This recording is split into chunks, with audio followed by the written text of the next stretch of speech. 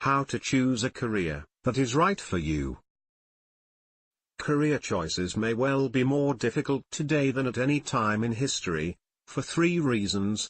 There is infinitely more to choose from, career definitions are more fluid and changing, and the levels of expectation are rising. Most men and women entering the workforce today can expect to change careers 3 or more times during their working lives. In this video you'll discover the top 10 keys to choosing a career that is right for you. 1. Begin with your values. What's really important to you? What turns you on? What do you like to do so much that you would almost feel guilty getting paid to do it? These questions are designed to help you get at one of the key elements in career choice: values.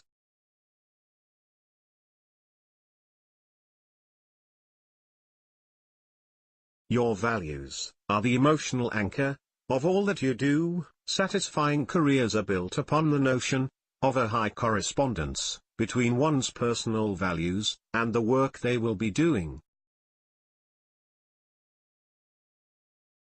Begin your career search by sorting out your values and writing them down as clearly and succinctly as you can.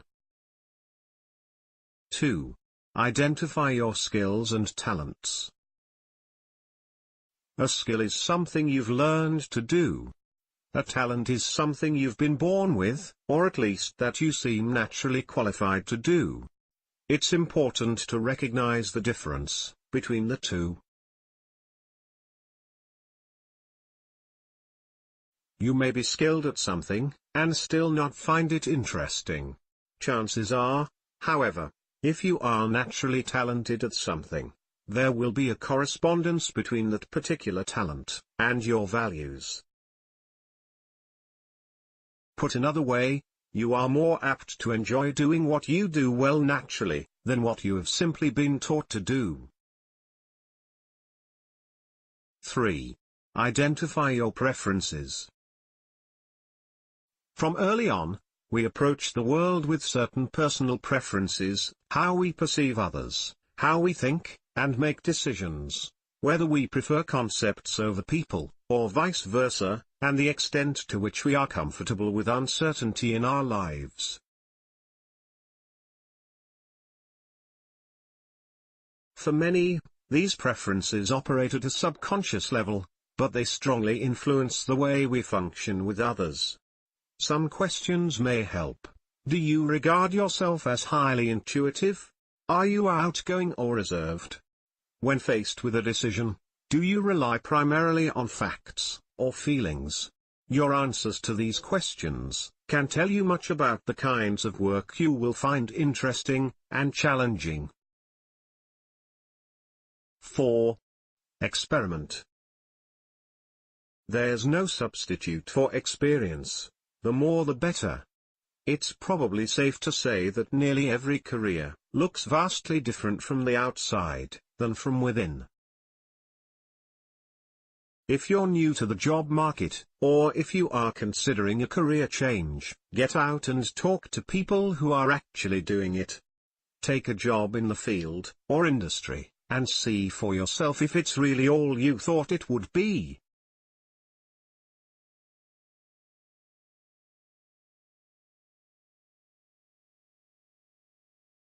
And don't rely on a single authority or work experience.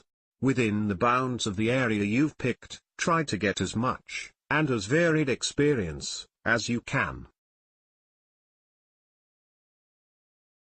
If you're committed to finding out about a certain career, you may want to consider volunteering in order to gain work experience. That way, you'll be able to test out whether it fits your values and preferences. 5. Become broadly literate. In this high-tech information world, there is an incredible pressure to specialize, to know more and more about less and less. That's dangerous, because it increases your chances of being obsolescent immensely. Many people lose their jobs, and scuttle their careers, because they have gradually developed tunnel vision about who, and what, they are, and what their capabilities are. The old debate over specialist versus generalist is being tempered by a new term, the generalist and specialist.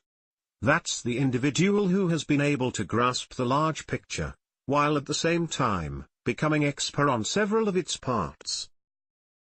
That's what becoming broadly literate is all about. Learn as much as you can about what interests you, and about the jobs and careers you're considering, not just what those involved are currently doing, but about where the industry, or profession is heading. 6. In your first job, opt for experience first, money second.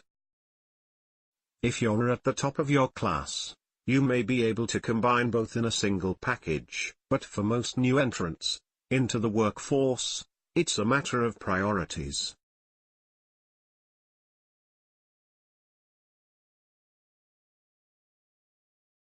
A good way of sizing up several opportunities is to ask yourself, which position will offer me the best chance of becoming excellent at what I do? And that may not be the one that pays the highest initial salary. 7. Aim for a job in which you can become 110% committed.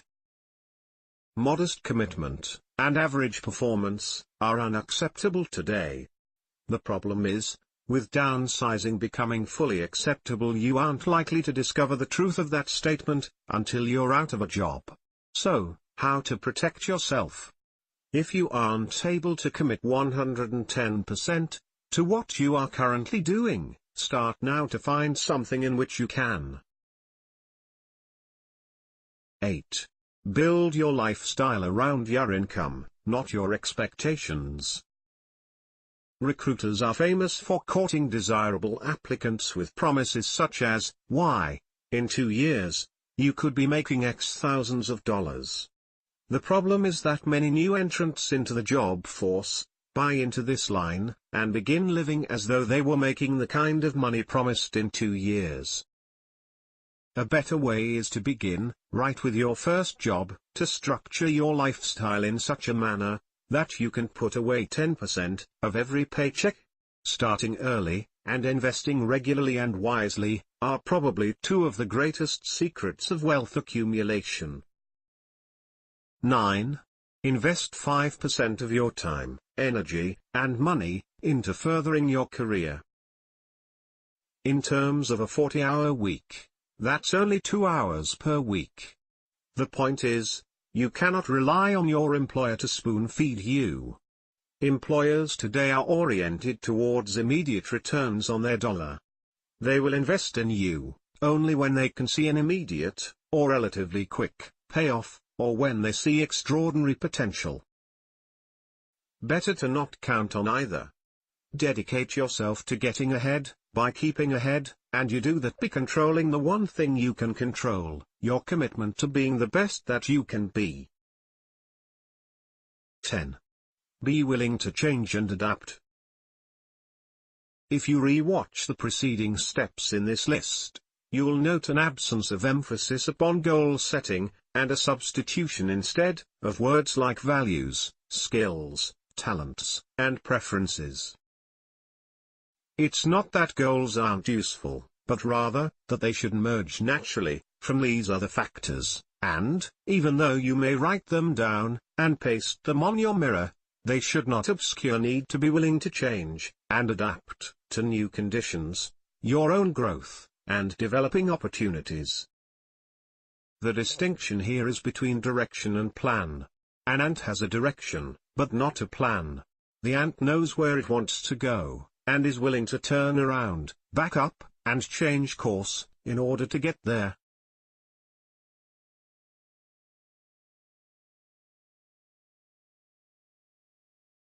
But the ant hasn't written it down, posted it on a bulletin board, or gained concurrence from all the other ants. The ant just knows, with absolute certainty, the general direction in which it's heading, and that it will get there. That's what modern-day career direction is all about.